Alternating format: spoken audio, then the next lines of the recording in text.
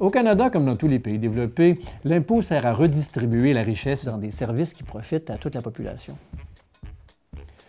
Dans un système où le profit est mis de l'avant, il devrait donc être normal que chacun paye sa juste part, en fonction des profits qu'il ou elle fait à l'intérieur de ce pays. Ainsi, au Québec, par exemple, le particulier paiera entre 16 et 24 % en impôt provincial et entre 15 et 29 % en impôt fédéral pour financer ses services. Or, on estime que 75 % des profits des multinationales à travers le monde sont supposément gagnés par seulement 4 pays, soit la Suisse, les îles Caïmans, Singapour et les Bermudes. Tout comme les contribuables qui paient pour remplir les coffres de l'État, une multinationale peut également profiter des infrastructures, des services, de la main-d'œuvre formée par le système d'éducation du pays où elle pratique ses activités. Elle pige donc dans cette masse de chats que les contribuables et les entreprises locales ont fourni à l'État.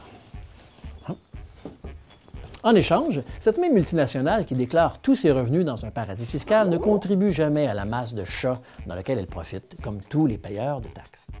Les gouvernements mondiaux permettent l'évitement fiscal et n'ont pour l'instant aucune intention de les en empêcher.